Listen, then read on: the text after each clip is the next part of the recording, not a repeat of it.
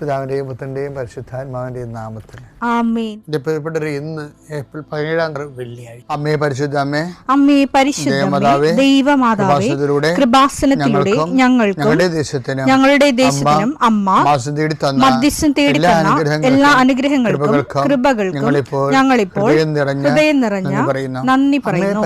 അമ്മേ പരിശുദ്ധമേ, ദൈവമാതാവേ, 2004 ഡിസംബർ 7 ഉച്ചകഴിഞ്ഞ് 2:30 കൃപാസനത്തിൽ സംഭവിച്ച അമ്മയുടെ പ്രത്യക്ഷപ്പെടലിനെക്കുറിച്ച് തിരുസഭയ്ക്ക് സമർപ്പിച്ചിരിക്കുന്ന പഠനരേഖകളുടെ മേൽ സഭാത്മകമായ പഠനം ആരംഭിക്കുവാൻ ഞങ്ങൾ പ്രാർത്ഥിക്കുന്നു. അമ്മേ പരിശുദ്ധമേ, ഭൂസ്വർലോകങ്ങളുടെ രാജ്ഞിയായ അങ്ങേയ്ക്ക് ഭൗമസംരക്ഷണത്തിനായി പ്രപഞ്ചപ്രകൃതിയെ തന്നെ തിരുസഭ പ്രതിഷ്ഠിക്കുവാൻ ഈ പ്രത്യക്ഷീകരണം വഴി ഇടയാക്കണമേ. പരിശുദ്ധമേ, ജപമാല മാതാവേ, സകല പ്രാർത്ഥനയോടും ചേർത്ത് ഞങ്ങളിപ്പോൾ പ്രാർത്ഥിക്കുന്ന ഈ കുടുംബത്തിന്റെ പ്രത്യേക നിയോഗം പറ മക്കളെ.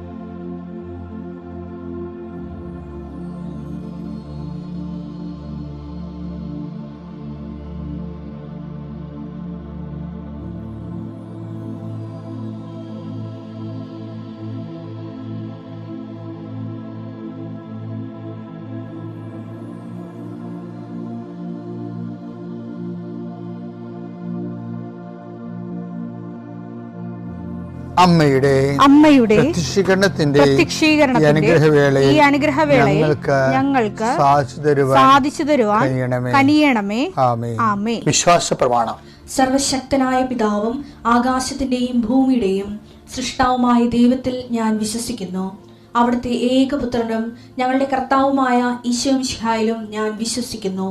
ഈ പുത്രൻ പരിശുദ്ധാത്മാവിനാൽ ഗർഭസ്ഥനായി കന്യകാമറിയത്തിൽ നിന്ന് പിറന്ന് പൊന്തിയോസ് പിലാത്തോസിന്റെ കാലത്ത് പീഡകൾ സഹിച്ച് കുരിശിൽ തറയ്ക്കപ്പെട്ട് മരിച്ച് അടക്കപ്പെട്ട് പാതാളങ്ങളിൽ ഇറങ്ങി മരിച്ചവരുടെ ഇടയിൽ നിന്ന് 3-ാം നാൾ ഉയർത്ത് സ്വർഗത്തിലേക്ക് എഴുന്നള്ളി സർവശക്തിയുള്ള പിതാവായ ദൈവത്തിന്റെ വലതുഭാഗത്തിരിക്കുന്നു.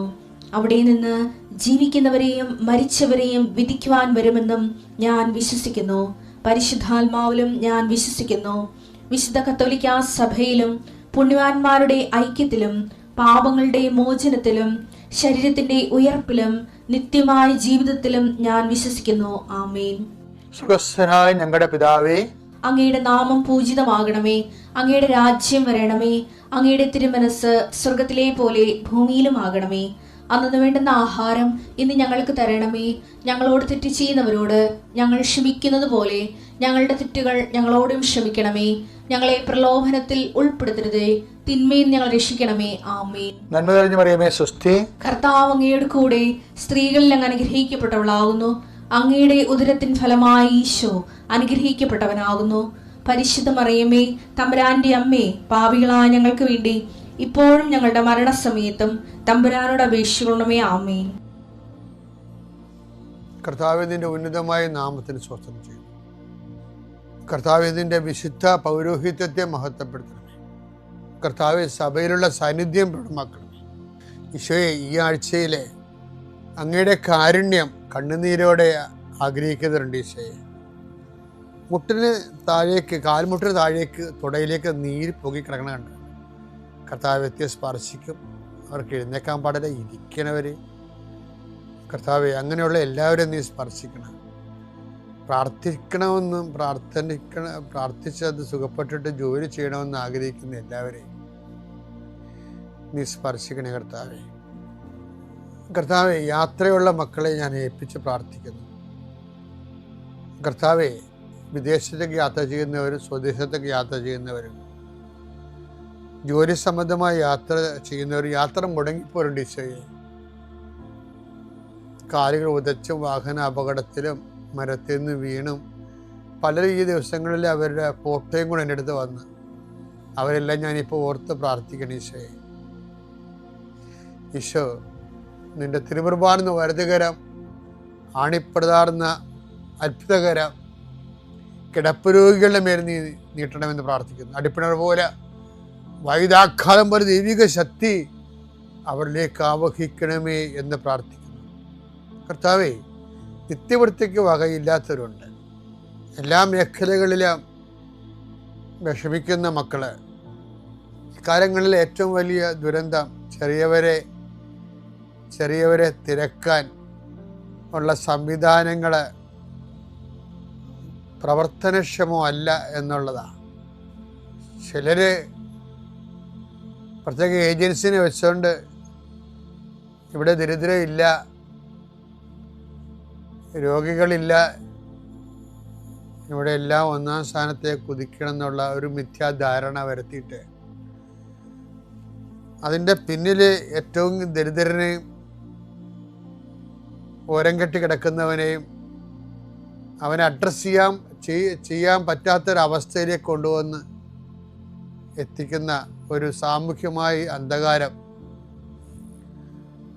നാടിനെ വ്യാപിക്കുന്നുണ്ട്. കർത്താവേ, അത് എല്ലായിടത്തും അതുണ്ട്. ഒരു സ്റ്റേറ്റിലും മാത്രമല്ല, ഈ രാജ്യത്ത് തന്നെ ഇങ്ങനെയുള്ള കുറേ ഏജൻസികൾ ഇരുന്നുകൊണ്ട് മിഥ്യാബോധങ്ങൾ സൃഷ്ടിക്കുന്നുണ്ട്. അതിൻ്റെ ഭാഗമായിട്ട് ജനങ്ങൾ അവലംബമില്ലാതെ ഉഴറുകയും തെറ്റായ തീരുമാനങ്ങൾ കാരണം ഉള്ള തൊഴിലിടങ്ങൾ വരെ അടച്ചുപൂട്ടുന്നതിൻ്റെ ഭീതിയിലിരിക്കുന്നു. എല്ലാം അടച്ചുപൂട്ടി ഇനിയിപ്പോൾ ആരോഗ്യ മേഖലയും സമരം ചെയ്ത് അടച്ചുപൂട്ടിക്കുകയാണ് തൽപര കക്ഷികൾ. ഓരോരോ കാരണങ്ങൾ പറഞ്ഞു. നാളെ ഈ രാജ്യത്ത് ഒന്നിനും മുതൽ മുടക്കാൻ ആരും ഉണ്ടാകത്തില്ല. അപ്പോഴും ഈ രാജ്യം ഒന്നാം സ്ഥാനത്താണെന്ന് പറഞ്ഞുകൊണ്ടേയിരിക്കും. ആൾക്കാരെ തെറ്റിദ്ധരിപ്പിച്ചുകൊണ്ടേയിരിക്കും. അങ്ങനെ വലിയ ഒരു രാഷ്ട്രീയ ഇരുട്ടിലും സാമൂഹ്യ ഇരുട്ടിലും ഒരു ജനത പെട്ടുപോകുന്ന അവസ്ഥ. ദൈവമേ, നിന്റെ മക്കളും രാജ്യം വിട്ടുപോകുന്നു. ഞങ്ങളുടെ ഭരണാധികാരികൾ ആര് തന്നെയാണോ ഈ രാജ്യം ഈ നാടിന് ഭരിക്കാൻ പോകുന്നത്, അവർക്ക് ആര് ഭരിച്ചാലും അവർക്ക് സത്യസന്ധമായ മാർഗങ്ങളെ ജനങ്ങളുടെ ശ്രേയസ്സിനും എല്ലാവരെയും സന്ധിക്കാൻ ആവശ്യമായ മാർഗം കാണിച്ചു കൊടുക്കണം പ്രാർത്ഥിക്കുന്നു. വർഗീയത കൂടുതൽ രൂക്ഷമായിട്ട് പല്ലും നഖവും എടുത്ത് വളർത്തിയെടുത്തതിൻ്റെ പേരിൽ എല്ലാ മേഖലകളിലും ജനങ്ങൾ ചേരിതിരിഞ്ഞ് വൈരാഗ്യ ബുദ്ധിയോടുകൂടി വെറുപ്പ് കൃഷി ചെയ്യുന്ന അവസ്ഥയിലാണ്. കൃഷിയിടങ്ങളെല്ലാം തുറന്ന് കിടക്കുന്നു. അവിടെ ആർപ്പുവിളികളും പാട്ടുകളും ഒന്നുമില്ല, ഉൽപാദനങ്ങളില്ല. വെറുപ്പിൻ്റെ കൃഷി ഇറക്കുകയും അതേസമയം തന്നെ രാജ്യം അരാജകത്വത്തിലേക്ക് പോവുകയും ചെയ്യുന്നു. എല്ലാ സ്കൂളുകളെയും ഞങ്ങൾ സമർപ്പിച്ച് പ്രാർത്ഥിക്കുന്നു. അടിസ്ഥാന വിദ്യാഭ്യാസത്തിന് മേഖലകളാണ്. ജോലി കിട്ടാതെ വിഷമിക്കുന്നവര്, ജോലി പിൻവാതിലൂടെ ഒപ്പിക്കുന്നവര്, അതേസമയം തന്നെ ജനങ്ങൾക്ക് ആശ്രയമായിരുന്ന പല ജോലി സംവിധാനങ്ങളും നോക്കുകുത്തിയെപ്പോലെ നിൽക്കുന്നത് ഉണ്ടാക്കുന്ന അരാജകത്വം വലുതാണ്. ദൈവമേ, ആ മേഖലയിലെല്ലാം മനുഷ്യന് സുബുദ്ധി തിരിച്ചു കൊടുക്കണമെന്ന് പ്രാർത്ഥിക്കുന്നു.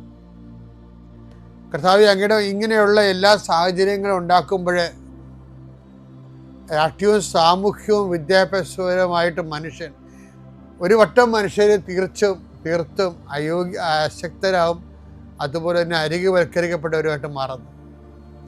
അവരെ ഓർത്താൽ ഞാൻ ഈ പ്രാർത്ഥന മുഴുവൻ പ്രാർത്ഥിച്ചു കൂട്ടുന്നത്. കർത്താവേ, അവർക്ക് not by merit but by grace എന്നുള്ള ആപ്തവാക്യം വരുത്തിക്കൊണ്ട് ഈ കാലങ്ങളിൽ ബൈബിള് ഇട്ടുകൊടുത്തിരിക്കുന്ന എക്കാലത്തെയും വലിയ പിടിവള്ളി ഇതിൽ മനുഷ്യൻ ആശ്രയിച്ചിരിക്കുന്നവരെല്ലാം നിന്റെ നാമത്തിൽ രക്ഷപ്പെടട്ടെ എന്ന് പ്രാർത്ഥിക്കുന്നു. ജോലി, വീട്, വിവാഹം, ആരോഗ്യം, യാത്ര, സാമ്പത്തിക ബാധ്യത, വിറ്റുമാറ്റാനുള്ള തൊഴിലുകൾ, കടങ്ങൾ, ജപ്തി നടപടി, വിവാഹ ആലോചനകൾ, കുഞ്ഞുങ്ങളില്ലാത്ത അവസ്ഥകൾ, ഭവനരഹിതർ, ഏതെല്ലാം മേഖലകളിൽ അങ്ങയുടെ മക്കളെ വേദനിക്കുന്നുണ്ടോ, അന്തഃഛിദ്രം വന്ന കുടുംബങ്ങൾ, കേസും വാക്കാടവുമായിട്ട് നടക്കുന്ന, കോടതി കയറി ഇറങ്ങുന്ന കുടുംബങ്ങൾ, എല്ലാവരെയും സംബന്ധിച്ച് പ്രാർത്ഥിക്കുന്നു. കർത്താവേ, പുതിയ പുതിയ ആശങ്കകൾ വരികയാണ്. ഞങ്ങൾക്ക് വിദ്യാഭ്യാസത്തിന് കഴിഞ്ഞവരെ പരീക്ഷ റിസൾട്ട് കാത്തിരിക്കുന്നു. അവർക്ക് നല്ല റിസൾട്ട് കിട്ടിയിട്ട് അവർ പോകുന്ന ഇടങ്ങളിലെല്ലാം, നീ പോകുന്ന ഇടത്തെല്ലാം നിൻ്റെ കൂടെ ഞാനുണ്ടാകുന്ന അള്ളിച്ചിട്ട് കർത്താവേ, നിൻ്റെ ചൈതന്യം അവരെയൊക്കെ ആവശ്യിക്കുകയും എൻ്റെ പ്രാർത്ഥനയിൽ ആശ്രയിച്ചിരുന്ന് പ്രാർത്ഥിക്കുമ്പോൾ എൻ്റെ കാര്യം അച്ഛൻ പറഞ്ഞില്ലല്ലോ എന്ന് ഓർത്ത് ഇപ്പം സങ്കടപ്പെടുന്നവരെ, അവർ മനസ്സിൽ വിചാരിക്കുന്ന കാര്യത്തിൻ്റെ മേലെ മാതാവിൻ്റെ മധ്യസ്ഥത്തിൽ യേശു നാമത്തിലെ വിടുതൽ ലഭിക്കട്ടെ. പിതാവും പുത്രനും പരിശുദ്ധാത്മാവിൽ നീക്കും. ആമേൻ. എൻ്റെ പ്രിയപ്പെട്ടവരെ, യോഹന്നാന്റെ സുവിശേഷത്തിലെ വളരെ നമ്മളുമായിട്ട് വളരെ പ്രായോഗികമായിട്ട് സഹായിക്കുന്നൊരു വചനമുണ്ട്. അത് യോഹന്നാൻ 3:21. സത്യം പ്രവർത്തിക്കുന്നവൻ വെളിച്ചത്തിലേക്ക് വരുന്നു. അങ്ങനെ അവന്റെ പ്രവർത്തികൾ ദൈവ ഐക്യത്തിൽ ചെയ്യുന്നവയെന്ന് വെളിപ്പെടുന്നു. മതി. അപ്പൊ എന്താ പ്രശ്നം വെച്ച് കഴിഞ്ഞാൽ, അവന്റെ സത്യം പ്രവർത്തിക്കാൻ വെളിച്ചത്തിലേക്ക് വരുന്നു. കാരണം അവന്റെ പ്രവർത്തികൾ ദൈവ ഐക്യത്തിൽ ചെയ്യുന്നുവെന്ന് വെളിപ്പെടുന്നു. അത് കാര്യത്തിൽ ഇപ്പം നമ്മുടെ ഉടമ്പടി എന്ന് പറഞ്ഞാൽ എന്താ, അവൻ പറയണ പോലെ ചെയ്യണമല്ലേ, പക്ഷെ അത് പ്രവൃത്തിയല്ലേ. പക്ഷെ പ്രവൃത്തി ചെയ്യുമ്പോൾ നമ്മളത് എങ്ങനെയാണ് ചെയ്യേണ്ടത്? ദൈവത്തോട് ഐക്യപ്പെട്ടാണ് ചെയ്യേണ്ടത്. അപ്പം നിങ്ങളോർക്കും പിന്നെ ഞങ്ങൾ അങ്ങനെയല്ലേ ചെയ്യണമെന്ന്. പക്ഷെ ചിലരങ്ങനെയല്ല. പലരും ഈ ഇൻറ്റൻഷൻ ഐക്യത്തിലാണ് ചെയ്യണത്, നിയോഗ ഐക്യത്തിൽ. അവിടെ ഒരു ഭയങ്കര തെറ്റുണ്ട്. ശരിക്കും പറഞ്ഞാൽ ദൈവ ഐക്യത്തിലല്ല ചെയ്യണം ഉടമ്പടി. ഇപ്പം നിങ്ങൾക്ക് വിസ കിട്ടണില്ല, ഉടനെ നിങ്ങളെന്താ ചെയ്യണത്? ഉടമ്പടി എടുക്കും. എന്നിട്ട് നിങ്ങളെ പ്രവർത്തനമൊക്കെ ചെയ്യുവേ. എന്തിനാണ്? വിസ കിട്ടാൻ വേണ്ടിയാണ്. അപ്പോൾ അതെന്താ? നിയോഗ ഐക്യത്തിലാണ് ചെയ്യണം. ദൈവത്തിന് അവിടെ ബന്ധമൊന്നുമില്ല. നിങ്ങൾക്ക് ജോലിയില്ല, അല്ലെങ്കിൽ വീട് ജപ്തിയാണ്. അപ്പോൾ നിങ്ങൾ ഈ കാണുന്ന ഉടമ്പടിയുടെ എല്ലാ കാര്യങ്ങളും നിങ്ങൾ ചെയ്യും. അല്ലെങ്കിൽ നാട്ടിൻപുറത്താണെങ്കിലും ഈ ഉടമ്പടി എടുത്തില്ലെങ്കിലും നിങ്ങൾ കുർബാനയും കുമ്പസാരവും ഒക്കെ എല്ലാം ചെയ്യുന്ന ആൾക്കാരാണ്. പക്ഷേ എന്താ വിഷയം? ദൈവ ഐക്യത്തിലല്ല, നിയോഗ ഐക്യത്തിലാണ്. ഇത് ഭയങ്കര വ്യത്യാസം ഉണ്ടാക്കുന്നുണ്ട്. ഇത് ആൾക്കാർ ഇതിൻ്റെ അകത്ത് ഇരുട്ടി തപ്പണാണ്. എന്ന് വെച്ചാൽ നിയോഗ ഐക്യത്തിൽ ദൈവതിരുസന്നിധിയിൽ ഒരു സൽപ്രവൃത്തിയും സ്വീകാര്യമല്ല. അതിൻ്റെ അകത്തൊക്കെ വരുന്നൊരു വിഷയം വെച്ചാൽ, ദൈവത്തിനവിടെ റോളില്ലല്ലോ. നിങ്ങളുടെ വയറ്റിപ്പഴപ്പിന് വേണ്ടി നിങ്ങൾ ഓരോ കാര്യങ്ങൾ ചെയ്യണതാ. അതുകൊണ്ട് തന്നെ അത് പക്ഷെ മനുഷ്യൻ അറിയാതെ വിചാരിക്കും നമ്മൾ പ്രാർത്ഥിക്കില്ല. അപ്പം ദൈവത്തോടല്ലേ? ദൈവത്തോടാണ് പ്രാർത്ഥിക്കണത്. പക്ഷെ ഐക്യമാരാണ് നിയോഗത്തോട് ഐക്യപ്പെട്ടിരിക്കുന്നത്. അതാണ് യോഹന്നാൻ ഭയങ്കര സീരിയസ് ആയിട്ട് പറയണത്. നിങ്ങളുടെ പ്രവർത്തികൾ സത്യം പ്രവർത്തിക്കുന്നവൻ വെളിച്ചത്തിലേക്ക് വരുന്നു. അങ്ങനെ അവന്റെ പ്രവർത്തികൾ ദൈവൈക്യത്തിൽ ചെയ്യുന്നവയെന്ന് വെളിപ്പെടുന്നു. പ്രവർത്തികൾ, നമ്മുടെ പ്രവർത്തികൾ ദൈവ ഐക്യത്തിലാണെന്ന് നോക്കണം. അതാ നിയോഗ ഐക്യത്തിൽ തന്നെ കിടക്കണം നോക്കണം. ഇപ്പോഴ് നമ്മൾ പെട്രോൾ അടിക്കണ മുമ്പേ നമ്മൾ പെട്രോൾ അടിക്കാൻ ചെല്ലുമ്പോഴേ അവരാ നോബ് ഇങ്ങനെ പിടിക്കുമല്ല. നോബ് പിടിച്ചിട്ട് അവർ കാറേട്ടല്ല നോക്കണത്. അവർ പെട്രോളിൻ്റെ ആ ഡാഷ്ബോർഡില്ലേ അതുമേലായിട്ടാണ് നോക്കണത്. എന്താ നോക്കണത്? ഡീസലാണ് അടിക്കാൻ പോണത്, പെട്രോളാണ് അടിക്കാൻ പോണെന്നാണ് നോക്കണത്. അത് നോക്കിയിട്ട് നമ്മളോട് ചോദിക്കും ഡീസലാണോ പെട്രോളാണെന്ന്. അപ്പോൾ നമ്മൾ പറയും പെട്രോളാണ് അല്ലെങ്കിൽ ഡീസലാണെന്ന് പറയുമ്പോൾ അവരങ്ങോട്ടും നോക്കും. അവർ പിടിച്ചിരിക്കുന്ന നോബ് ഡീസലിൻ്റെ ആണ് പെട്രോളിൻ്റെ ആണ്. കാര്യം ഡീസൽ ടാങ്കിൽ പെട്രോൾ ഒഴിച്ചുള്ള അവസ്ഥ എന്താണ്? പെട്രോൾ ടാങ്കിൽ ഡീസൽ ഒഴിച്ചു കഴിഞ്ഞാൽ പിന്നെ മൊത്തം എഞ്ചിന് ഊരി കഴുകേണ്ടി വരും. അപ്പം അതുപോലെ തന്നെയാണ് ഈ വിഷയം. നിങ്ങൾ ഉടമ്പടി എടുക്കുമ്പോൾ ഈ ദൈവ ഐക്യത്തിലാണോ നിയോഗ ഐക്യത്തിലാണോ നോക്കണം. നിയോഗ ഐക്യത്തിലാണെങ്കിൽ പെട്രോൾ ടാങ്കിൽ ഡീസൽ അടിക്കണ പോലെ ഇരിക്കും. ഓക്കെ അല്ലേ? ശ്രദ്ധിക്കണേ. പിതാവിൻ്റെയും പുത്രൻ്റെയും പരിശുദ്ധാത്മാവിൻ്റെ നാമം.